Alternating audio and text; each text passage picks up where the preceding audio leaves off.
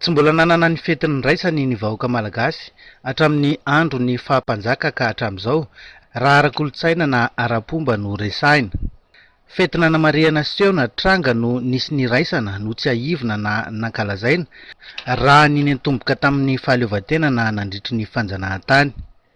Raha tiana nisy ny marimaritra iraisana amina vanim-potoana iray ametrahana izany ho fety ara-pomba ho an'ny gasy rehetra dia ny fametrahana ny asin'ny foko rehetra aloha no tsy maintsy apetraka mialoha. Mifanaraka amin'izany ny dingana apetraky ny ministera ankehitriny ho amin'ny ango-kevitra amolavolana ny taom-baovaon'ny gasy tsy hankanavaka. Ny firenena malagasy na hatramin'ny andro fahagola na tamin'ny andro nandrenam-ponomerina aza juska mandrak'androany dia tsy manana zany atao hoe fety-pirenena zany.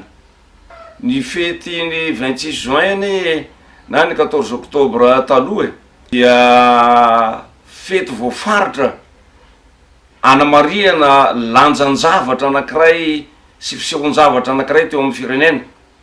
Mazava be zany fetin'ny fahaleovantena. Fa no salorana fety-pirenena izy no ny didy mandalana ao amin'ny fitondrana ny fanjakana mamaritra hoe tsy miasa amin'ny mpiasa, tsy mianatra ny mpianatra. Fa no tokony ho fety-pirenena zany dia jerevana aloha apetraka amin'ny toerana aloha le foko-pirenena.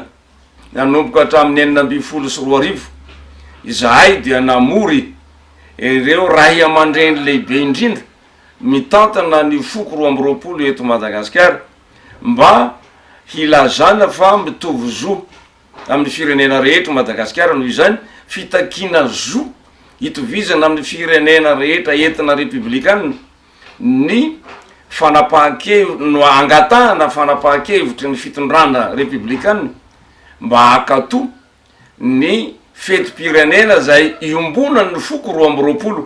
Mifanaraka amin'ny tanjony KMTM na komity mpanomana ny taom-baovao iraisany malagasy izay novolavolaina hatramin'ny taona 2014 ka nitsanganany vovonamben'ny ray aman-dreny ara-drazana ny tomboka ny taona 2017 zany hoy ny lefitry ny fikambanana ny Andriana Robert Randrianatoandro. Efa naverimberina raha teo nandritra ireo fankalazana fomba isam-poko tamin'ireo taona mifandimby ireo fa tsy manakana ny fankalazana isam-poko sy isam-paritra ny fankalazana iraisan'ny taom-baovao noho ny fomba fanisany tsy mitovy.